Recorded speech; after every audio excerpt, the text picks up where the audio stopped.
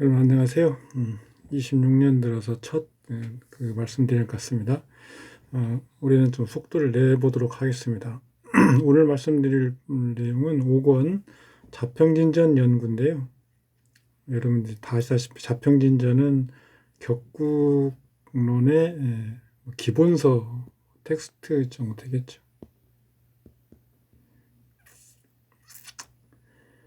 목차를 먼저 보면 간지, 그 다음에 음양생사, 음양생극, 식간배합성정, 식간합의불합, 식간유시, 득시, 불황, 실시, 불약, 형충회합, 해법. 이 정도까지는 주로 개관 부분이죠. 그 다음에 용신 부분이 있고요. 그 다음에 상신, 그 다음에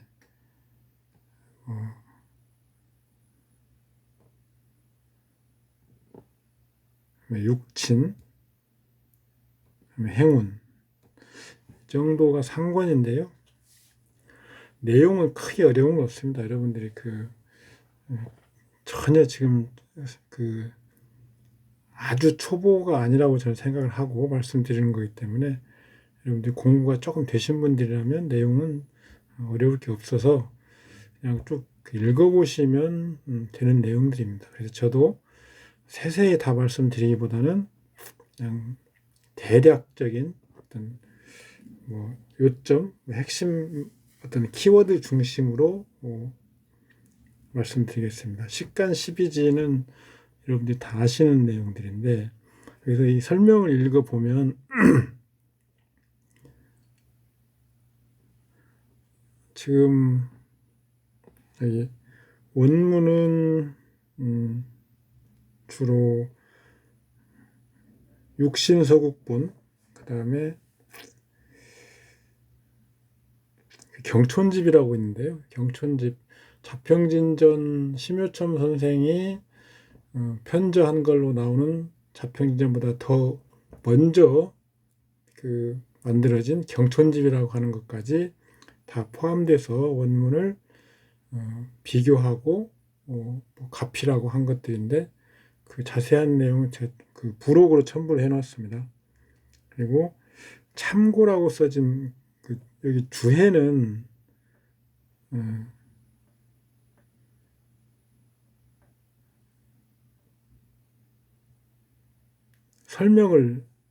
이 내용에 대한 설명을 먼저 한 거고요. 그 다음에 참고는 설하고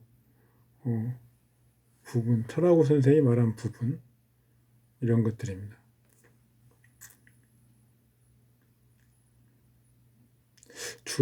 이 주해에 해당되는 부분은 제가 여기서 저기서 이론서들을 보면서 필요한 부분들을 제가 발췌하고 또 제 생각을 일부 가미하고 한 것들입니다. 그래서 원문 해석부는 박영찬 선생이 인터넷에 예전에 올린 내용들 중에서 제가 발췌하고 그걸 기본으로 하고 문맥이 안 맞는 부분은 제가 또 손을 좀 보고 한 것들입니다.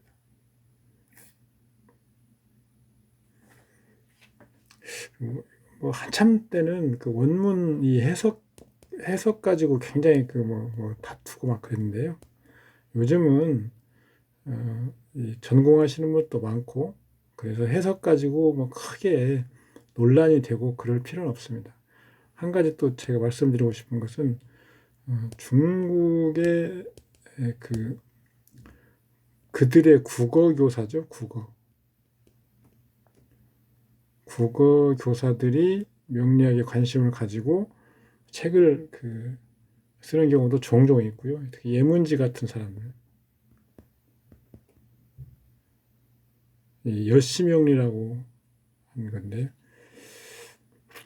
이런 사람들이 자기들의 어떻게 보면 고서들이죠. 고서. 그런 것들을 해석한 내용들이 있습니다. 그런 것보다 우리나라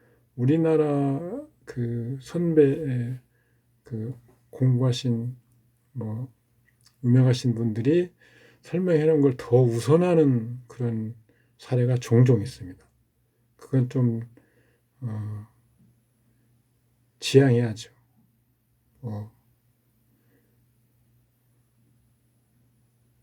중국어를 가르치는 중국어 본토 사람인 중국어 선생이 자기네 나라 책을 고전을 읽고 번역하는 것을 우리나라 사람들이 그걸 잘못됐고 우리가 해석하는 게 맞다고 하는 그런 것은 요즘은 좀 지나치죠. 그래서 특히 그 자강 선생 같은 분이 사주 정설이나 백문백답인가요? 그런 걸 해놓은 것이 돌아다니고 있는데요. 거기에도 좀 잘못된 부분이 상당히 좀은 아니고 잘못된 부분들이 많이는 아닌지 모르겠지만 저는 쭉 그냥 읽어보다 말았는데 간혹 이런 해석의 문제에 관련된 부분들이 있긴 합니다. 예를 들어 상관상징 같은 경우가 대표적인 거죠. 상관상징.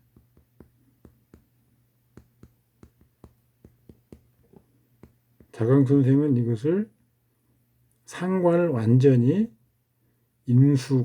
상관을 완전히 억제한 경우로 해석을 하는 거죠. 그런데 이 뜻은 상관상진 최위 기라고 하잖아요. 기묘하다. 이건 보통 특별하고 좋다라는 뜻인데 상관이라고 하는 것은 인수가 억제하는 것을 기본은 어떤 기본적인 다루는 방법이죠. 그것을 기라고 할 필요는 없잖아요. 그건 당연한 건데 그거에 대한 예외 상황이 특별히 특이하게 기묘한 거다라고 설명을 하는 것이 더 당연한 거죠. 그런데 상관상징을 전자로 해석해서 특별하지 않은, 기묘하지 않은 그런 내용을 말하는 것이라고 얘기하면 잘못된 거죠. 그래서 상관견과는 유합백단이라고 하는데 상관상징은 기묘하게 특별히 좋은 부분이 있다라는 거죠. 그러면 이 상관상징이 상관견관의 특수한 케이스죠. 그래서 상관이 관성을 완전히 제압하는 그러면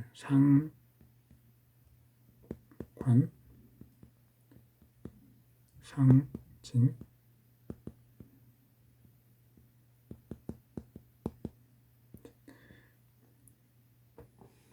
이런 것들이 지금도 이 사주 정설에 나오는 이런 내용이 맞다고 자꾸 생각하시는 분들이 있어요. 다른 겁니다. 틀린 겁니다. 어쨌든 해석의 문제를 가지고 이제 그만 우리 것이 옳다라고 하지 말고 이런 것들은 좀 벗어나야죠. 어쨌든 이런 지금 특히 이 십간 십이지나 음양 오행과 관련돼서는 견강부여한 내용들이 많습니다. 그래서 마치 무슨 명리학의 어떤 우리가 그 체계를 구성하는 음양이나 오행, 간지 이런 것들이 명리학을 위해서 이미 예전부터 인류가 어떤 문자를 발명하고 어떤 미래를 예측하려고 했던 그런 시기부터 이런 것들을 예정하고 필요한 도구로 사용하기 위해서 고안해 낸 것처럼 설명을 하는 그런 방식은 매우 잘못된 겁니다. 그래서 이런 것들 이런 내용들은 후대에 우리들이 공부하는 사람들이 갖다가 끌어다 붙여서 설명을 해놓는 거죠. 그냥 좀 있어 뭐 진짜 뭐 안 좋게 얘기하면 좀 있어 보이게 하려고 갖다가 그렇다게 만들어 놓은 겁니다. 뭐 사실 오행 이런 것들은 우리가 뭐 어떤 심오한 의미를 두고 막 무슨 설명을 하고 뭐 오행 대인이 뭐 이런 자료에서 보면 얘기를 하려고 하는데 사실은 그 전 문서들 보면 이 특별한 어떤 그런 철학적인 의미를 부여한 그런 내용은 사실 아닙니다.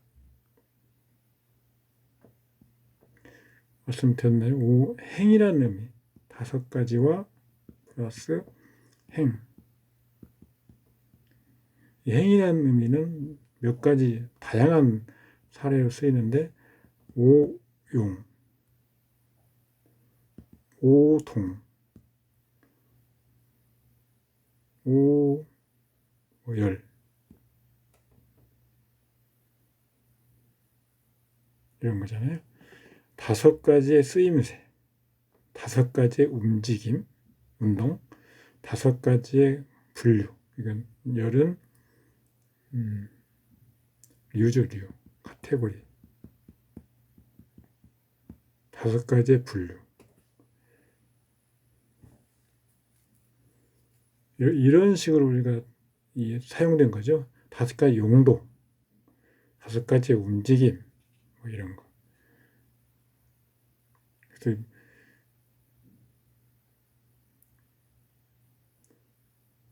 여기에 무슨 엄청난 철학적인 의미를 부여해서 이걸 가지고 우리 인간의 어떤 생로병사를 설명하고 미래를 예측하고 하는 그런 용도로 쓰여지기 위한 그런 도구다라고 접근하는 것은 그 자체가 굉장히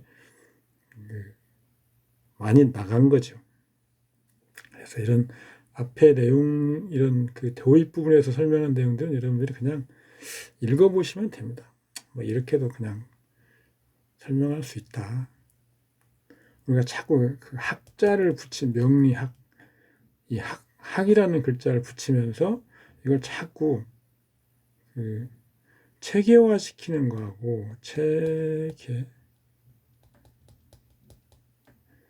이 과학적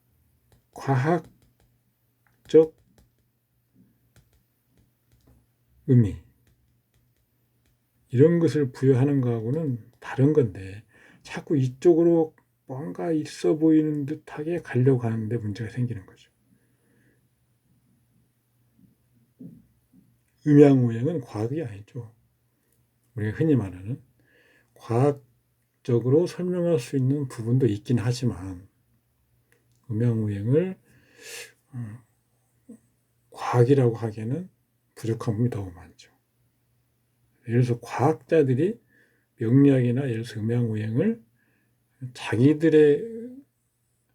자기들이 설명하고 체계화하고 어떤 이론화한 그런 과학으로 접근하는 것은 불가능하죠. 그리고 그걸 또 할 수 있다고 말하는 그 자체도 불가능하고요.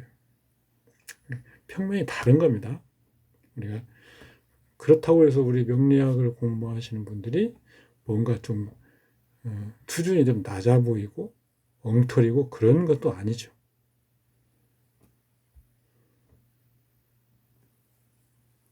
또 좀 명리학에서 조금 우리가 오해할 수 있는 부분이 그러면 1500년 이상 뭐 유구하게 내려온 그런 것들이기 때문에 이건 그 나름대로 생명력이 있는 그 학문이 될 수 있다. 이렇게 얘기를 하는데 꼭 그런 것도 아니죠, 사실. 우리가 어떤 풍속이 인류의 어떤 계속 이어져 내려온 풍속이 있다고 해서 그것이 어떤 학문로 승격이 될 수 있다거나 학문적인 체계를 갖출 수 있다거나 할 수 있는 건 아니잖아요. 또 우리가 뭐 점성학, 학이라고 하는 붙이는데 에스트롤로지, 로직 이런 걸 붙인다고 해서 그게 어떤 우리가 흔히 말하는 자연과학적인 그런 위치로 올라갈 수는 아니죠. 여기에는 점성학에는 천문학 분야 많이 포함되는 건 사실이죠. 이렇게. 그런데 천문학과 점성학은 전혀 같지가 않죠. 이런 것처럼 우리가 뭐 학이라고 하는 걸 자꾸 붙여가지고 좀 이 어떤 세간의 낮은 평판을 어떻게 좀 격상시켜 보려고 하는 그 노력이 있는 것도 사실이지만 그렇게 안 해도 또 그 점성학, 뭐 점성술 그런 것들을 또 우리가 너무 또 비하할 필요도 없습니다. 그런 거 공부하시는 분들이 또 이렇게 무슨 스스로 뭐랄까요, 낮춰진다고 생각할 필요도 없는 거죠. 어쨌건 앞에 지금 도입 부분에서 뭐 이렇게 설명하는 부분은 여러분들이 쭉 읽어보시면 알 수 있는 내용이다.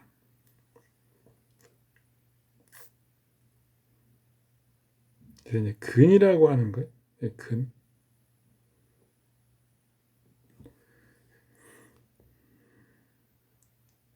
그런 개념이 나오는데 뒤에 앞에서 설명을 잠깐 드렸고 다른 파트에서 또 뒤에도 설명을 드릴 내용이긴 하지만 뭐 정근과 편근으로 나눌 수 있다. 정근은 계절과 계절의 고, 편근은 인성. 이게 원칙이고 특별한 예외를 또 몇 가지 있죠. 그래서 목의 정근이다 그러면 계절, 인묘진, 진, 그 다음에 고, 미, 미가 목, 고잖아요. 그 다음에 편근은 인성, 그러니까 해, 자 이렇게 되겠죠. 금 같은 경우는 계절이면 가을이죠. 신유술, 그 다음에 고는 축이죠. 그런데 편근 같은 경우는 진토, 미토, 인성, 그 다음에 사화가 편근에 해당됩니다. 사는 금의 편근 정도로 취급하죠. 토의 경우에는 진술충미가 정근이겠고 인신, 그다음에 사오. 사오는 본래 인성이니까 편근인데 인신도 토의 편근으로 봐준다. 인 중에 토가 있는 건 알겠는데 병화가 신 중에도 무토가 있다. 그래서 편근이다. 지장간 중에서 해에 그다음에 신에 토가 있느냐 없느냐를 가지고 뭐 좀 논란이 있는 건 사실이지만 해 중에는 토가 없고 신 중에는 토가 있다. 이렇게 일단 정리할 수 있습니다. 본기를 극하는 장가는 없죠. 본기를 극하는 장가는 없다. 오자 같은 건 제가 따로 표시를 해놨으니까 보시고요. 이 뒤에 이런 부분도 그냥 읽어보시면 됩니다. 이 구체적인 사주팔자는 여러분들이 나중에 좀 한 번 읽고 말지 마시고 두 번 읽고 다시 돌아와서 읽어보실 때 좀 보시면 됩니다. 여기 지금 마침 갑골문 자료를 보면 십가는 날짜를 12지는 월을 기록하려고 하는 것이며 양자는 본래 관계가 없다. 이렇게 지금 써놨죠. 이게 맞는 말입니다. 그러니까 양, 오행 이런 것들은 갑골문에서 지금 우리가 발견된 글자가 한 5,500자 정도 된다고 합니다. 거기에 거의 없습니다. 그래서 이런 것들은 후대인들이 고안된 것들이다. 아까 말씀드린 학이라고 하는 글자 이런 붙인다는 것에 과학적이라고 하는 체계 구비가 가능하다는 그런 오해를 자꾸 불러일으킬 수 있다. 명리학 공부하는 것 자체가 예전에 무슨 뭐 술사라고 해서 스스로 막 무슨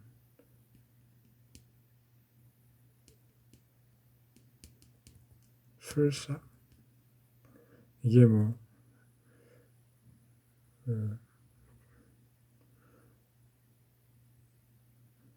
좀 비천한 신분 이런 걸로 그 인식하는 그런 것까지 이제는 그럴 필요는 없다고 봅니다. 저는 자신의 소양, 그다음에 자신의 어떤 자신이나 어떤 사람의 어떤 가능성 이런 것들을 미리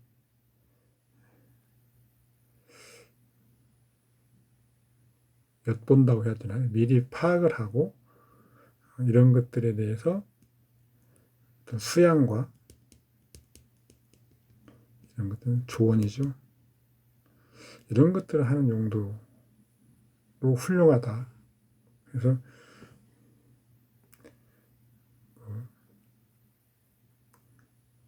전혀 스스로를 낮출 필요는 없다. AI가 지금 이제 많이 사용되는데 AI한테 잠식당하지 않을까라고 생각을 할 수 있는데 그럴 염려는 별로 없을 것 같습니다. 왜냐하면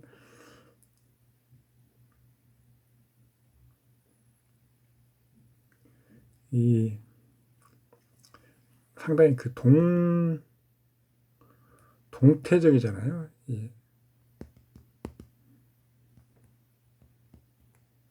법칙을 우리가 자꾸 찾으려고 이 공부를 하고 있는 사실인데 모든 것을 어떤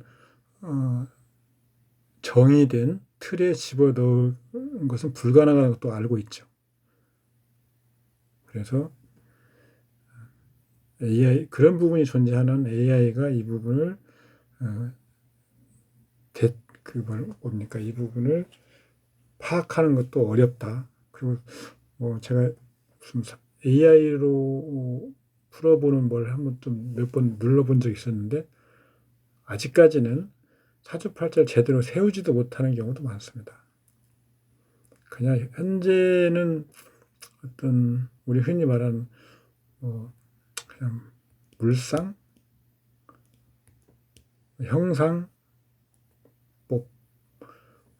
이런 정도. 일간, 십간이 뭔데 주로 계절의 한난 조습 이런 걸로 빗대어서 설명하고 있는 경우 그런 수준이 대부분입니다. 그래서 공부하시는데 충분히 자부심을 가져도 된다. 음양생사. 그래서 음의 생이라고 하는 건 기본적으로 그다음에 어떤 기운을 갖고 앞으로 나가는 것이죠. 사는 기운이 세멸되고 물러나가는 것이죠. 그러니까 음이라고 하는 후진운동이고 양은 전진운동이라고 한다면 음이 어떤 유기하다, 양이 유기하다 하려면 후진운동을 해야 음은 유기한 거고 양은 전진운동을 해야 유기한 거죠. 그래서 어떤 양의 입장에서는 성장 과정인데 음의 입장에서는 그게 소멸의 과정이 되는 거죠. 그러니까 사람이 성장하고 뭔가를 이루어 나가는 과정이 다른 쪽에서 보면 어떤 점점 수명을 갉아먹고 죽음에 이르는 과정이 될 수 있는 거잖아요. 음생 양사, 양생 음사는 바로 그런 어떤 손바닥의 앞뒤와 같은 동전의 양면과 같은 거고 나와 내 그림자와 같은 거죠. 그래서 결국은 하나인데 보는 시각에 따라서 다르게 보는 거죠. 그러니까 음양의 성질이 그런 거지 않습니까? 하나의 양면이 음양이죠. 그래서 예를 들어서 을이 해, 갑이 해. 해는 갑의 입장에서는 양간인데 생이고요. 을의 입장에서는 사죠. 이 사라고 하는 의미는 아까 계속 음의 입장에서는 후진 운동이 생의 음인데 양이 전진 운동이 생이고요. 전진 운동을 하는 시작하는 지점 그게 음이 이 쇠퇴한 가장 그 극점이겠죠. 그래서 양생음사 이런 식으로 설명을 하는데 이것의 그럼 쓸모는 뭐냐?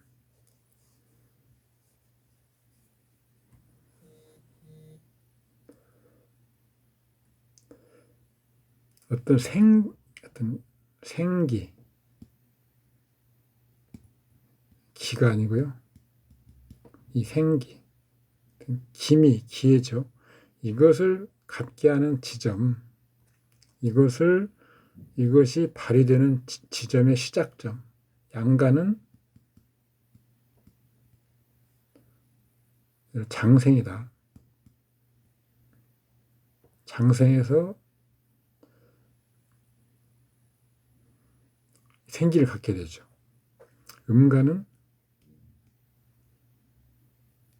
음간도 장생이 있긴 한데 장생이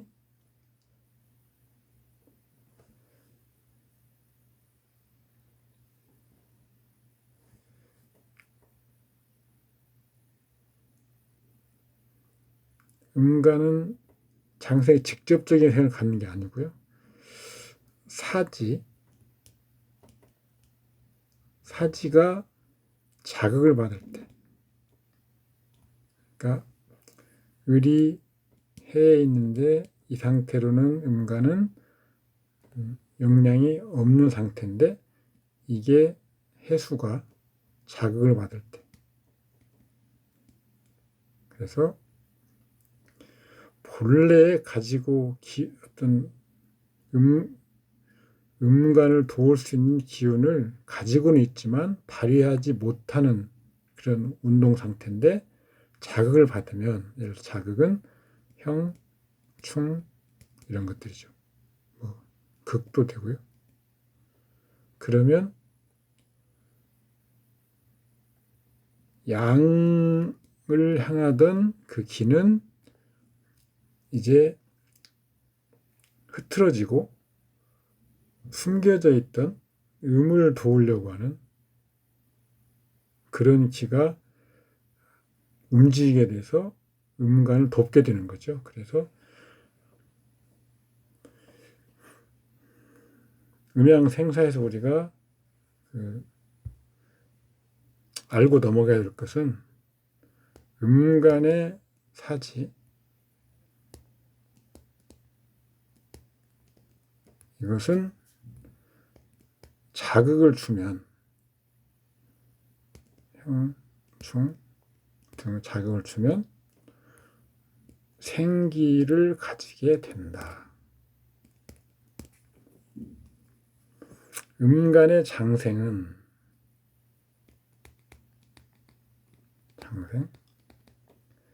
예를 들어서 정이 유의 장생인데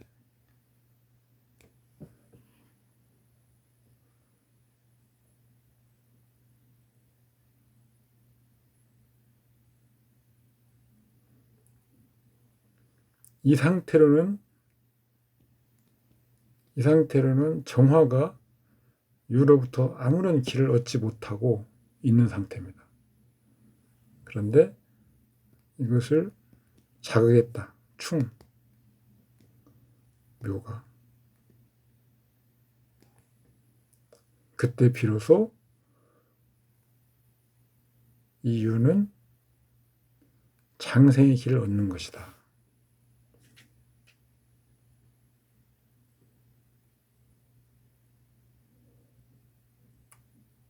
음간 지지들은 이렇게 자극이 있어야 되는 거예요. 자극.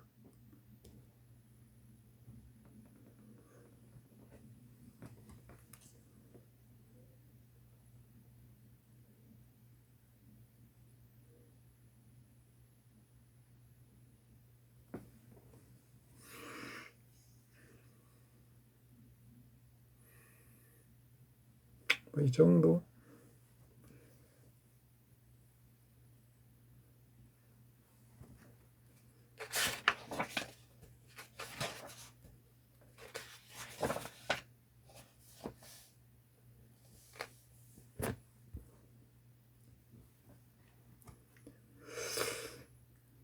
이런 정도도 한번 읽어보시고요.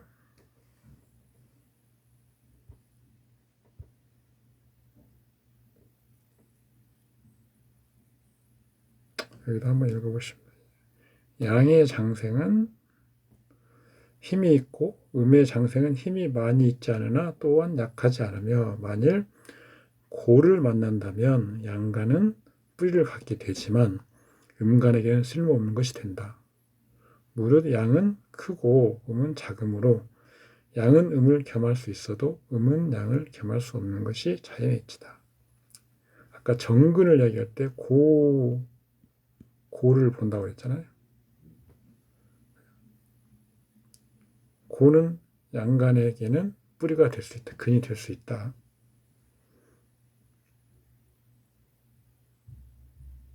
음간의 고는 근이 될 수 없죠. 예를 들어서 을목의 고는 술인데 여기에 지금 정화, 신금이 들어가 있죠.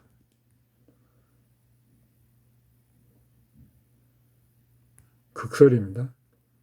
병화의 고는 술이잖아요.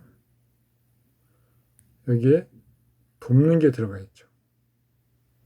그래서 음간의 고는 그 자체로는 근을 논할 수가 없는 상태죠.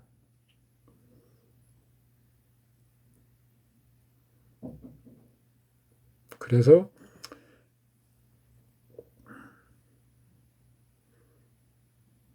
간목이 있으면 간목은 미가 고죠. 여기는 을목이 있잖아요.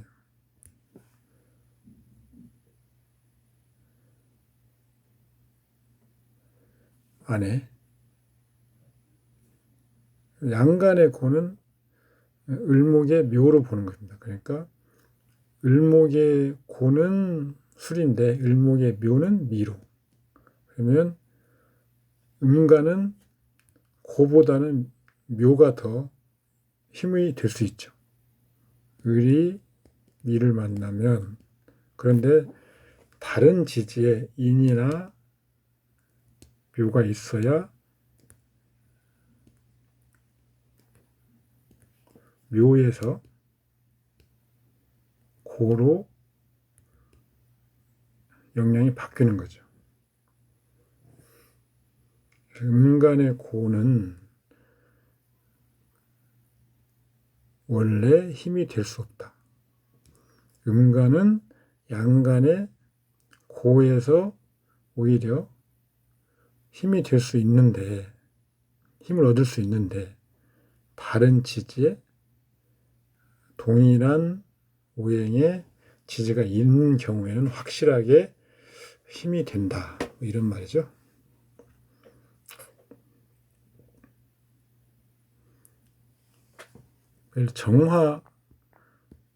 정화의 묘. 고. 이것은 축이죠. 축에 개수와 기토가 있습니다. 다 극설을 하는 거죠. 그래서 본래 축토는 정화에게 아무런 힘이 되지 못하죠. 병화의 고는 술인데 오히려 술 중에 정화가 있죠. 그러면 정화에게는 술이 묘. 그래서 이때 다른 지지에 오나 사가 있으면 정화는 이 술에 묘라고 하는 영향이 약한 상태가 되는 게 아니고 정화의 근으로서 술을 얻을 수 있는 겁니다.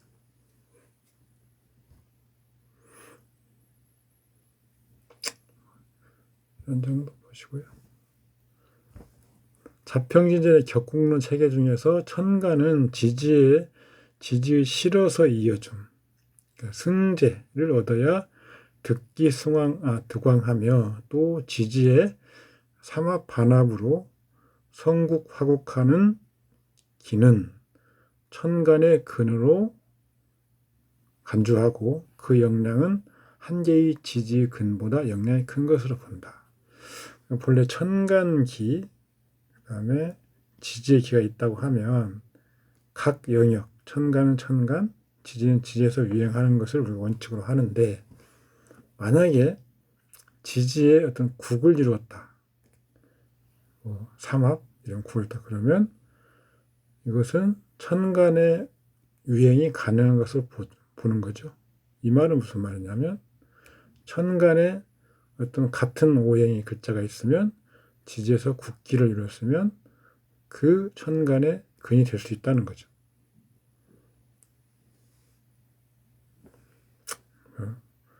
투출 어쩌고 하는 거 나오는데 한번 읽어보시고요. 음양생극, 동성에 생하고 극하는 것이 더 직접적이고 빠르고 따라서 큰 영향을 주게 되는 것이고 이성의 생극은 좀 느리고 간접적이고 그래서 좀 어떤 사정을 두는 그런 어떤 상황. 생은 나아가도록 돕는 것, 극은 억제해서 절제하도록 돕는 거죠.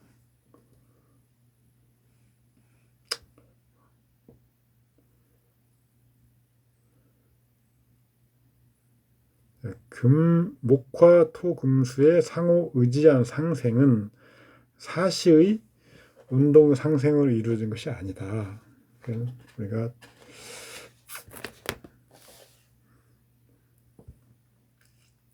사시는 자연 변화의 묘술이죠. 오행은 음양의 생극 작용 결과입니다. 그래서 사시와 오행은 필연적인 관계나 법칙은 없다. 읽어보시고요. 이런 것도 한번 수토동궁, 화토동궁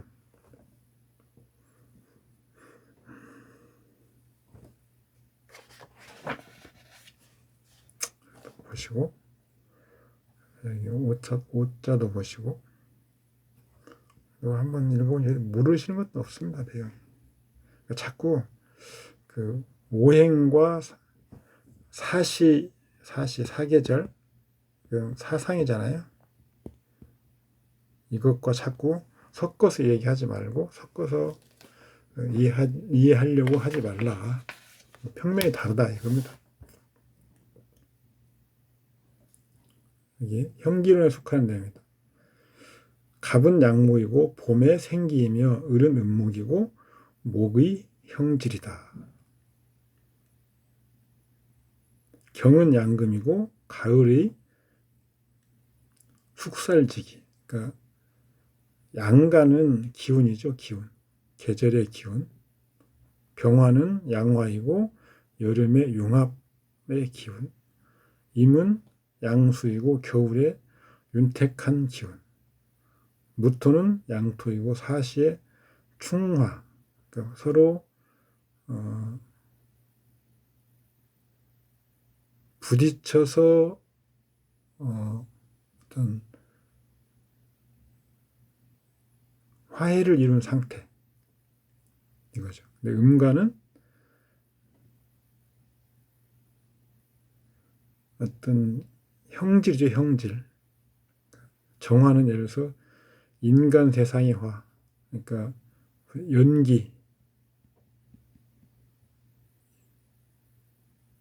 연기불, 뭐 장작으로 태워서 나는 불 이런 것들이죠. 개수는 인간 강화의 수. 그러니까 뭐 우리가 개수는 이슬 이렇게 보는데 그런 건 아니다 이거죠. 그러니까 우리가 시냇물 이런 것도 개수로 본다.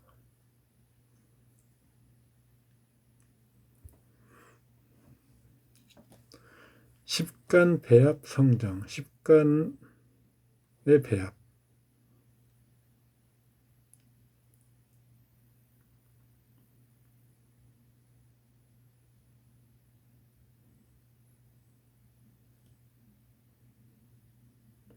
그러니까 갑이 뭐 어떻고 을이 어떻고 하는 그 성정이 아닙니다.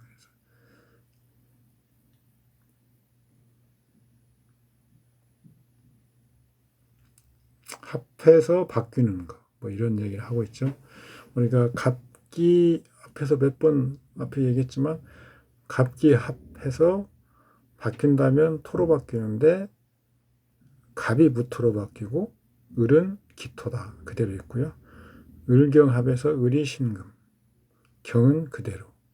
병신화수에서 병은 임수, 신은 개수 이런 식으로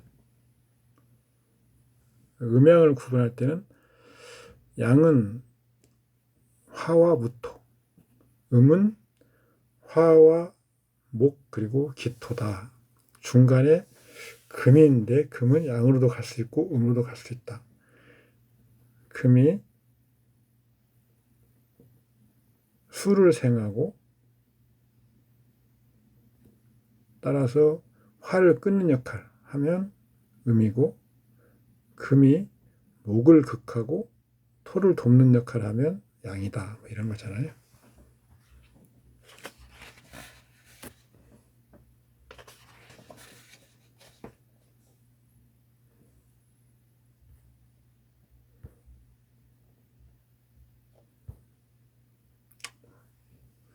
그래서 지금 병사라고 되어 있는 것은 설명의 편의를 위해서 써놓은 겁니다. 읽어보시고요. 합에 무조건 우리가 합을 하면 합거가 아니고 합거로 보는 것은 잘못된 거다. 이런 얘기입니다.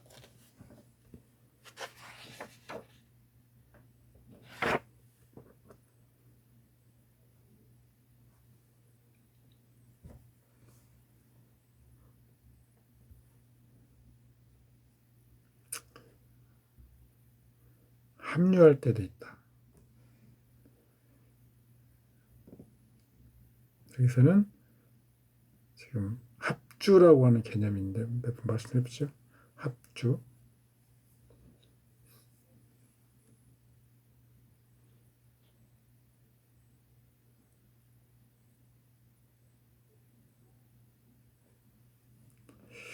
격신은 개수고요. 청용신이 무토가 되죠. 그리고 희신은 병화가 되겠네요.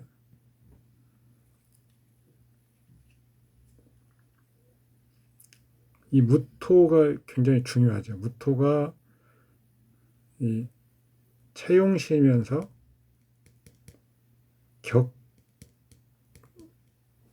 청신이죠, 청신.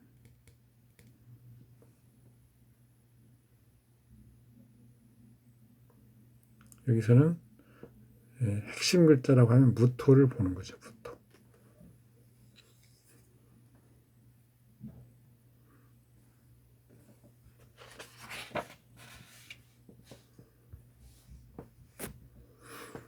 여기는 격신은 무토, 용신은 병화, 청신은 을목. 기신갑과 기신기토가 합하여 묶이는 것이 좋다. 이렇게 좀 수정을 할 필요가 있습니다. 관규를 계산해 보니까요. 여기는 지금 관살이 없잖아요. 이 사주에는. 그러면 태극점을 우리가 정할 때 없는 태극점을 생하는 것 중에서 희신 쳤습니다. 그러면 금 관살을 생하는 토를 보는데 무토가 우리가 희신으로 잡았지 않았습니까? 그러면 무토가 일단 태극점이죠. 무토를 극하는 간목이 기신. 그래서 간목을 살하는 병화. 그리고 기토를 제거하는 가신이 기토입니다. 을목. 그래서 무토는 2급이고 병화는 2분, 을목은 5급. 이렇게 7급 2분인데 제거되는 것도 계산해야죠. 그래서 간목이 제거되고 또 기토가 제거되잖아요. 그래서 갑이 하나, 기토가 2개면 3급이죠. 그러면 최소 10급 2분.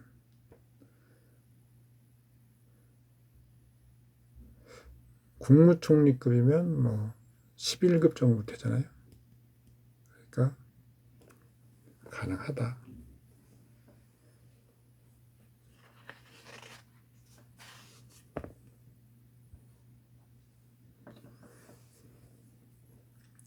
주거법에서는 격국법에서는 우리가 우리 자평기도 보면 무조건 합하면 천간 합하면 합거로 보는데 꼭 그렇게 볼 건 아니다.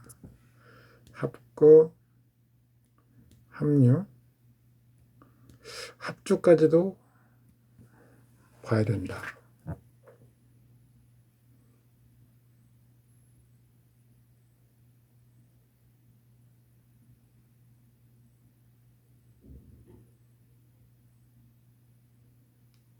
청용신이 여기서는 정화죠. 그 다음에 지우면 됩니다. 이렇게.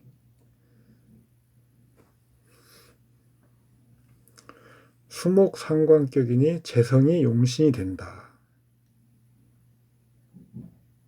그래서 용신이라는 것은 그 자평지 격국론에서 말하는 상신이죠. 그러니까 용어를 좀 주의해야 될 게 지금 여기서 말하는 용신은 격을 정할 때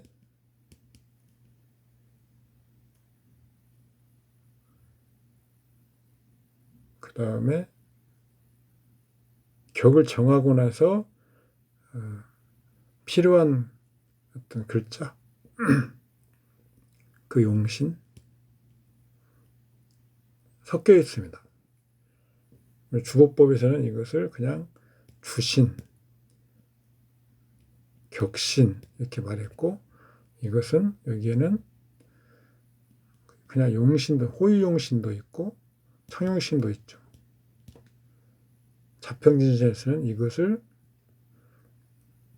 용신, 이것을 상신이라고 하죠.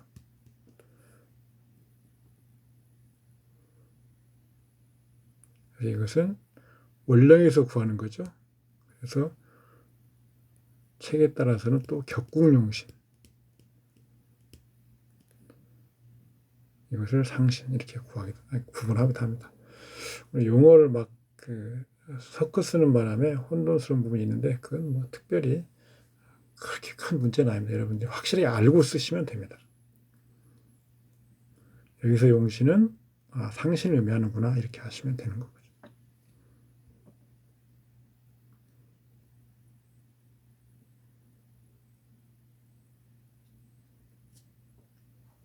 지금 이 팔자 같은 경우는 벙어리 종격이 지금 되지 못하는 거죠. 을목이 있어 종격이 되지 못한다는 게 아니고 을목이 쓰임이 없으면 종격이 가능한데 을목이 지금 쓰임이 있어서 종격이 못 된다는 겁니다. 격신은 경금, 용신은 무토, 청용신이 을목입니다. 을목이 합류돼서 쓰이기 때문에 종격이 불가하다.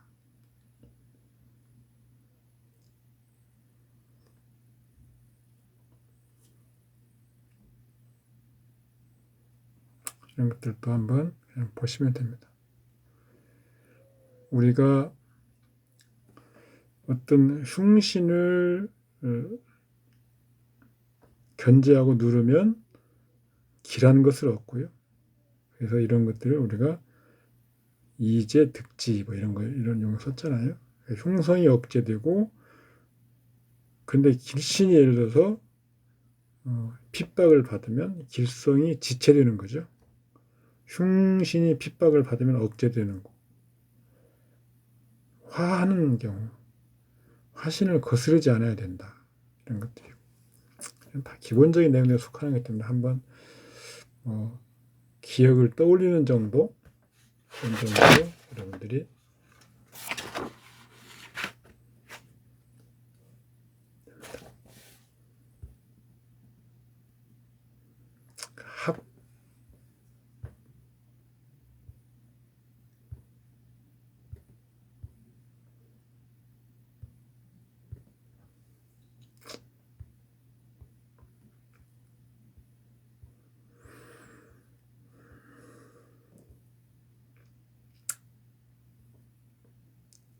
오늘은 24페이지까지만 하겠습니다. 수고하셨습니다. 감사합니다.